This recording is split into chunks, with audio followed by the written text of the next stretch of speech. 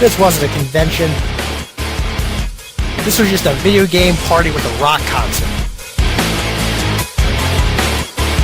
Alright, so Scott Schreiber here with Retro Gaming Roundup with John St. John, the actor who's portrayed Duke Nukem, as well as...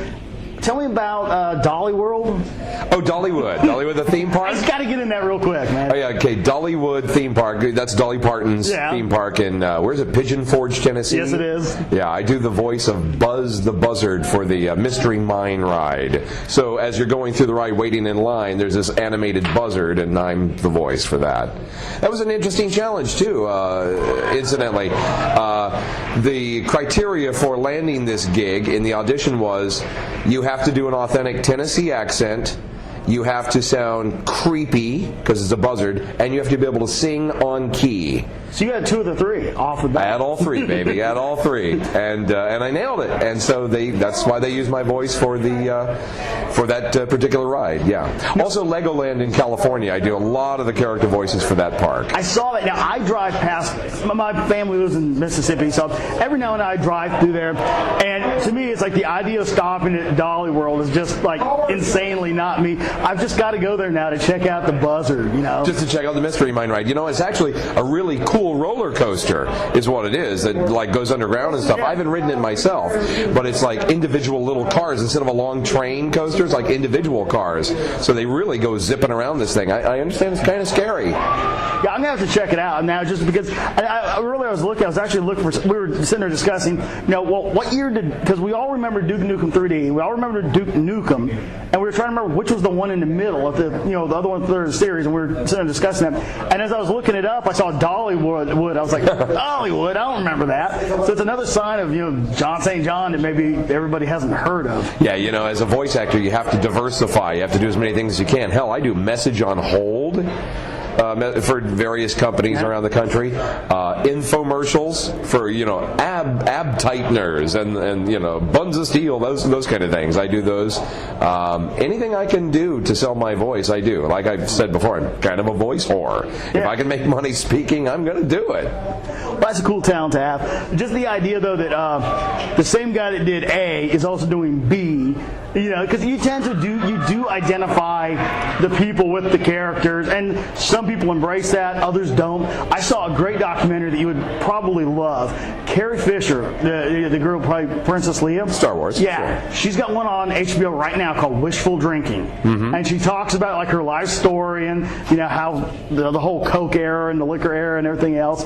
And really gets into like the craziness of Hollywood and her own way of dealing with it, about how she got back into drugs when Percocet came out because it was just that cool and all. Yeah. But I mean, she goes into the whole thing about like how she has been identified as Princess Leia, right? Mm-hmm. So she actually puts on like a little Cinnabons on her head. Yeah, she put on the Cinnabons, right? Yeah. And she sits out there and tells the whole story about how George Lucas owns her likeness, right? Yeah. So she sits down at this one con, and here's this rotating 3D model of her, right? So she walks over and looks up the dress, and yes, there's my space ass hanging out. Oh, jeez. Nice. She's got that to look forward to for the rest of her life. Yeah. No, she did a funny one-woman show on it. I mean, it was friggin' hysterical. I didn't know she was a comedian. She is. I mean, I was laughing at this thing. Like, normally, women comedians, it's a really hard sell. I was having to rewind it, kind of like the first time you saw, what's that one, the Mel Brooks Spaceballs. When you first see, the asshole in the radar scene, you have to rewind it because you're laughing so hard. Yeah. It was that damn funny, and she was hysterical in it. I'll have to check that out. Yeah, you should. So let's talk about yourself now. We all know. Okay, before we get to the Duke Nukem obligatory part of the interview, you came up from radio. Just tell us a little bit about your history and being involved in how you ended up getting off the air and getting into what you do with all these different voices. Well, I developed all the different voices in 2 ways. First, as a child, I loved cartoons on Saturday morning, and I imitated them all the time. Mel Blanc. And then I did morning radio for many years, and as a morning radio guy, as part of a wacky morning zoo kind of thing, which I've done several of those, I was often when I wasn't the straight voice guy on some shows, I would be the character voice guy. Or whenever we pre-produced bits, I would always be the character on the telephone. And I had to develop various different voices so that you couldn't tell it was me. Yeah. And I learned to imitate celebrities and other characters, and that's pretty much how it came to be. When I met a casting director in San Diego back in '95, she came in and started doing all these voices, and I was thinking, she thinks she's so good, I'm going to throw some voices at her. And the two of us started going back and forth doing these different voices for about a half hour, and she said, wow, I didn't know you had such range. You do a lot of different stuff. Have you ever done video games? And I said, no. And she said, I got an audition for you, because she was casting for Duke Nukem 3D. Yeah. Very first game I ever auditioned for, very first video game I ever did. And to this day, man, I'm still banking on Duke Nukem. Yeah, you are. God bless him. Now, one thing that was really cool about that is I forgot who had originally done the first Duke Nukem, because it's relatively simple voices. Is that Lee Jackson? I just looked it up. What was it? No, Ted Riopelle. Is that his name? It was two guys. It was two of the guys that worked for Apogee Software. Yeah. And because Apogee at the time was huge, Mm-hmm. And I remember it because it was just sort of like the part where he gets dropped off on the roof in the first one, and it's just a sort of all right, sort of a a rock and roll. Yeah, one-word phrases. Yeah. It was very small. Yeah. Now, at the point that you came along, we come a long way from, say 10 years prior, where you had, okay guys, we've got 13K for the voices in this game. Can we squeeze it on 13K? How conservative were they with you in taking lines and maybe shortening phrases? Or how much did you have to... Well, remember, that didn't affect me at all. They had a full script, and I read and ad-libbed and recorded all I wanted. I didn't have to worry about editing or time constriction or any of that. They did all of that after the fact. They just... More is better. You can always edit down and shorten it afterwards, but if you don't record enough, then you're screwed. So that part of it really didn't affect me. They didn't write the lines especially short, but they did end up taking just the parts they wanted, and that's pretty much how that came together. Well, Arnold Schwarzenegger went through that when they did Terminator 2, the pinball, and Terminator 2, the video game. They had to be very conservative with, and of course, a video game, arcade game, and a pinball are much more restricted because the size of the ROM is a heck of a lot smaller than the CD-ROM. Right. So they had to be very careful with him about, can you say it without the V or the A in it, just to get that thing down to size. So that must have been a luxury of, coming into video games and not having to fight that battle. Of the yeah, that wasn't an issue for me. So now, how did you feel about the representative product? I mean, whatever compression they had to use, did you feel that your voice came out the way that you...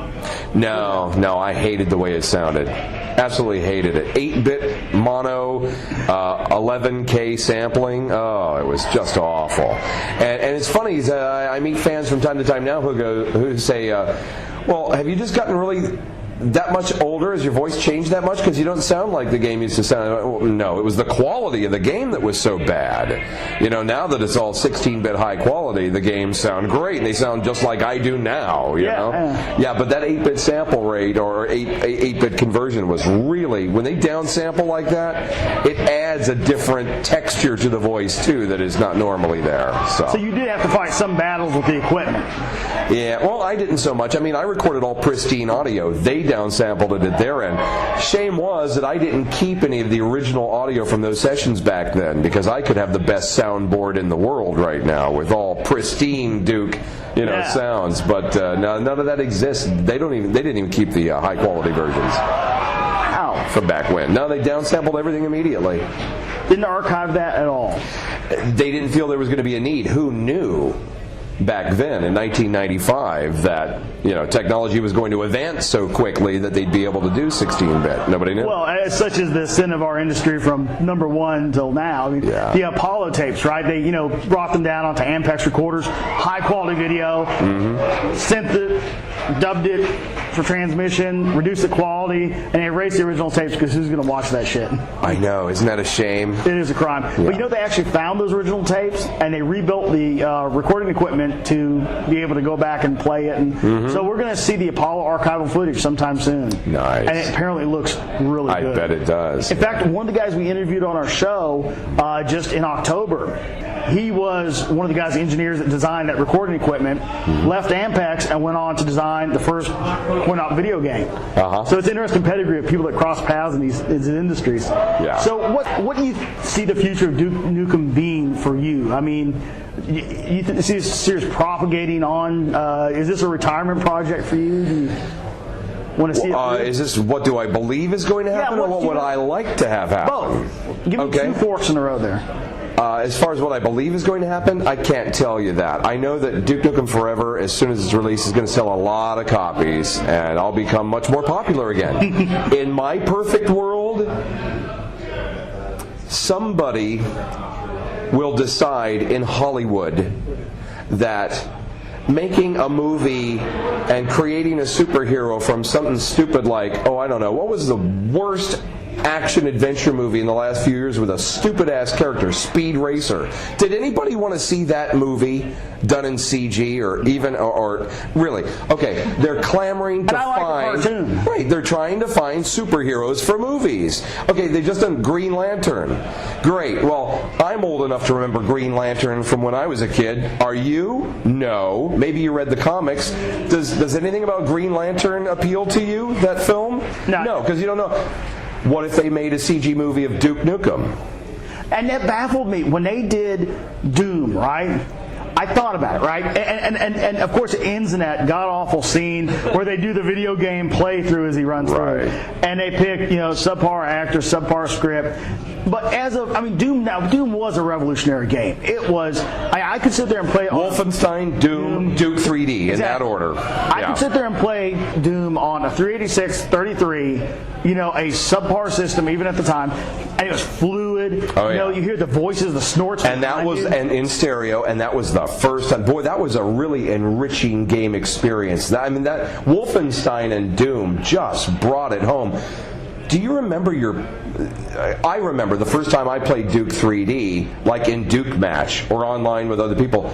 My pulse would speed up, and I'd get all nervous playing it, and you don't get like that anymore. I mean, we're all kind of desensitized to it now, but back then in '95, I don't know. I know exactly what you're talking about, and it's funny because at the time I was in the Army 5 years deep at that time, and I remember playing this game and you would hear, like I said, the snorts behind you. And I'm sitting here, with 2-3-inch speakers at, work in the field in the back of a 5-ton in Remagen, Germany, And, the lights are all off because we're all supposed to be out sleeping or patrolling or something. I'm sitting there playing, Doom. And just, you would wonder, okay, how did they make that sound 20 foot behind me when it couldn't possibly have happened? It was purely immersive, and just the fluidity of it. I know exactly what you're talking about. Well, so, it made you nervous when you were playing. There really did. And if you didn't have the cheat codes, you got hit, you were dead. ADJFK. But there was a tingle right there in the back of your spine that you tensed up a little.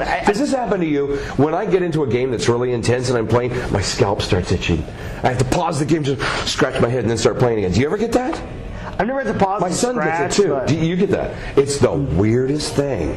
I don't know why it happens. It's a nervous reaction of some kind. Well, it's kind of funny because I don't want to pan Doom. Doom was a landmark revolutionary game for me, right? You bet. But when it come time for the movie, I could see them doing maybe a Wolfenstein movie that would be kind of cool. They could have sexed it up a little bit. Doom, okay. Duke Nukem 3D. When it comes down to Duke Nukem versus Doom, they never fleshed out the character in Doom. It was there was not a star. It was a floating gun. Right, but you look at Duke Nukem, here's a character ready for Hollywood right now. Here's why. There was talk about making the movie back in 2000. And because of that, I actually managed to get representation by the William Morris Agency in LA, because I went to them and I said, look, I'm the voice actor who does Duke Nukem. I've been approached about them possibly making a movie. I think I better get representation. And they said, oh yeah, you better. And they signed me on the spot. Because you can't get into an agency like that without a referral. I did it. I kind of schmoozed my way in, okay? And at the time, a guy at the top of I'm not even going to say the name of the developer or the guy's name, but the guy said, okay, yeah, I'll give you the rights to make a live-action movie, but whoever the actor is never takes off his sunglasses. Duke is never seen without them. And in Hollywood, the producer-director said, are you crazy? No. Got to see his eyes. There's the human element. And this developer person said, no, it's my character. He always wears sunglasses. And they said, forget it then. And the other option, the other, I should say, issue was, okay, who are they going to get? They talked to Kurt Russell. He kind of has the look, kind of has the build. The Rock has the build for it. Makeup could maybe bring it, but he's too dark-skinned, I think, to be Duke Nukem. Duke Nukem was he was a different guy. Yeah. And so they talked about several actors, and nothing ever came of it. Well, that was 2000. This is 2011. CG is so freaking good. Any movie and anything can happen anytime. I mean, there are special effects out there that blow you away, and there are characters that are so damn believable in CG now. That Dolph Lundgren was the other guy. Now that's the name. Yeah, I was trying to reach for a name. He's the guy who would best it. However, Dolph has a German accent. He doesn't sound like Duke. You can't have live action and expect to loop the audio for the whole darn movie. It just doesn't work. Today's CG, I would record all of the dialogue first. They would then animate the film, and Duke Nukem can be a star. Now, here's the thing. This is an opportunity for a film company in Hollywood to take the next step that nobody has done. Have you seen or heard of ever an R-rated CG movie? No.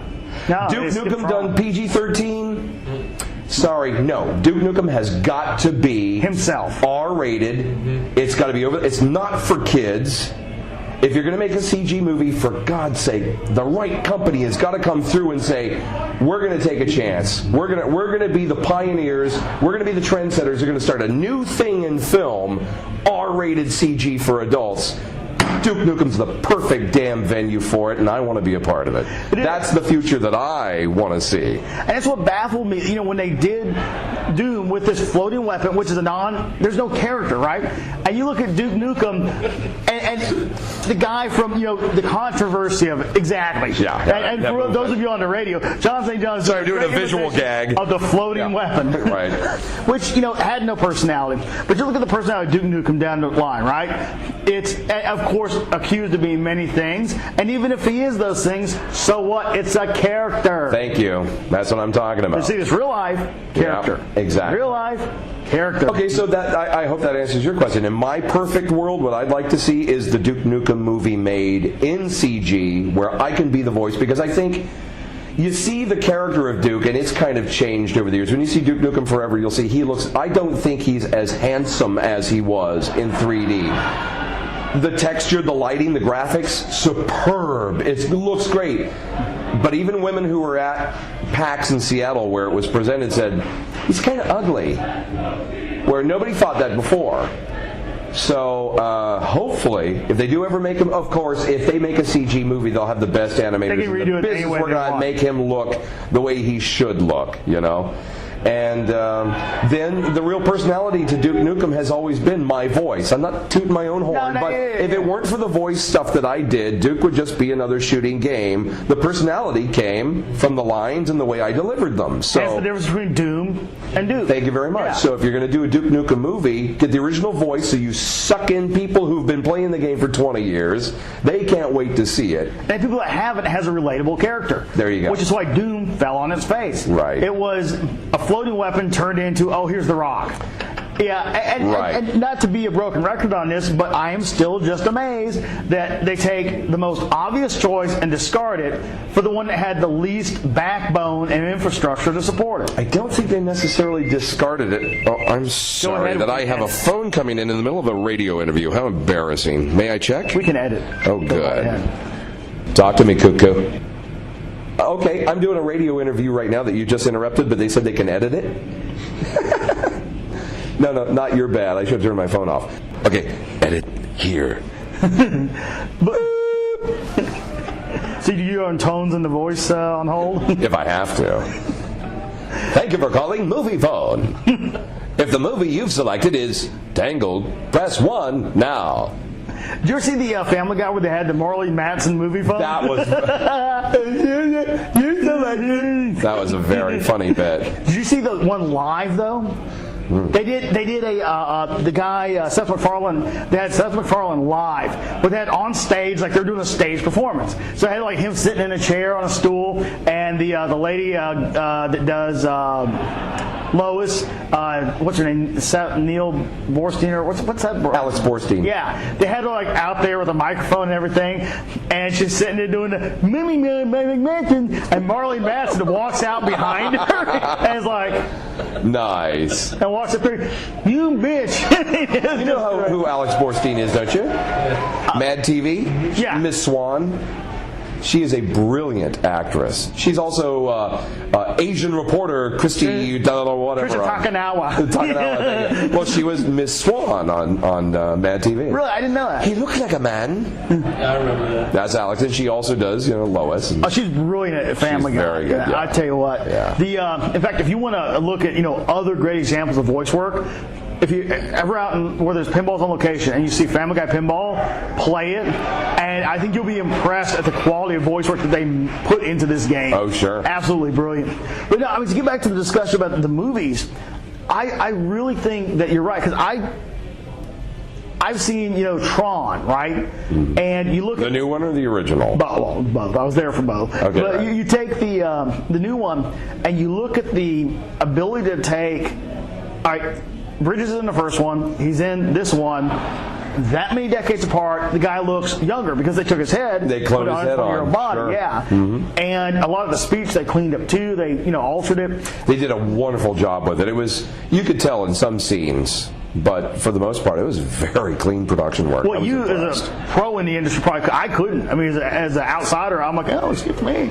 But then again, I'm the guy that can't Some people allege there's a difference between MP3 and CD because MP3s are lossy compression. I can listen to the two and it's like, dude. Nah. Oh, see, I'm an audiophile. Yeah. MP3s do not sound as clear as wave audio unless it's sampled at a high enough rate. Anything below 160, forget it. Sounds like crap. See, I hear that from other people. I have a tin ear. I can't tell the difference between the two. Mm-hmm. So I'm perfectly satisfied with my MP3s. But, it's just that kind of thing. Though. But I look at what they could pull off in Tron. I look at what they could pull off in Avatar. Right. I mean, which had the thinnest, most horseshit reworked storyline ever. Dances with Wolves, Fern Gully, all over again. But nonetheless, I can take nothing away from what they did. Oh, and visually it was a knockout. No, I love that movie just for the way it looked and how it was produced. It was great, yeah. But they've done other characters on sort of the genre of Duke Nukem, the hostile, abrasive, unapologetically, masculine lead character. Yeah. And they've done even to talk about radio, Howard Stern, they did his movie which is the self-mental masturbation piece that he did, right. Praise me. Mm-hmm. But still, he was able to portray those aspects of himself. Mm-hmm. So I don't see why. I mean, what are you going to say? It wouldn't sell? You can't say that because it would sell. To me, it's entirely obvious that it would sell. Mm-hmm. So yeah, I think you're right on that Duke Nukem movie. So I'd love to see the Duke Nukem Chronicle continue with more games and the movie. As would I. Yeah. As would my children. As would the colleges that my children are selecting to go to. That's where the money ultimately will go that I make. Yeah, most of my money goes to the good people at Wix Aircraft and Aircraft Spruce. I hear you. Yeah, and lately, Lycoming Engines, they big checks. So it's kind of funny how you find yourself, your passion and your work suddenly becomes somebody else's paycheck. Exactly. But hey, when you have kids, that's the way it goes. Yeah, how many kids? My kids are everything. I have 3. 3? Yeah. And I have one in college, one about to graduate high school, and one who turns 13 on Saturday. I get one a year out from college, senior year, and he's ROTC, all that, but still, there's going to be. Yeah, I'm looking forward to a lot of that side money evaporating into. Bye-bye. Yeah. Into your kids' education. Well, that's okay. But it's a good thing. You want them to succeed, Yep. So you have to do the bonehead stuff you had to do to pay for college. Cool. Hey, thanks for talking with us. It was great. My pleasure. We got some of the backstory, and the thing is, everybody has talked about Duke Nukem, but our question is of you, what exactly you answered for us. What would you like to see it do? What's your vision for it? Because not to be that guy, but you did create the character, like you said, because it's just it's hard. There is somebody else who will take ownership of the character. He's no longer involved in the game, but he will always say it was his character. I'd love to hear his version of it. I'm sure it'll sound great. I gave the character its personality. Duke's personality is a part of me, so I channel that into it. Somebody else technically owns Duke Nukem. I don't. Sure. So, but in a perfect world, I would like to see more games come out. I'd like to see Duke Nukem Forever be wildly popular, and for it to go to maybe the next level game engine, something really super hot. That's technology's advancing so quickly that. Who knows what's next? Holographic projection games? Well, DS3D is already coming out. Sure, yeah. sure. I'd like to see it go to that level. I'd like to see a movie, and I'd like to see lots of Duke Nukem merchandise with little... I have an action figure. They made the Duke Nukem action. Yeah. Well, I'd like to have the ones that speak so that I can be paid for recording the voice for it. I told you I'm a voice whore. Now, I make my living recording this stuff, so, don't get me wrong. No. I want to see merch with my voice in it, baby. That's the future for me, I hope. Cool. John, again, thanks, man. We My really pleasure. As I said, anytime. Great. This wasn't a convention.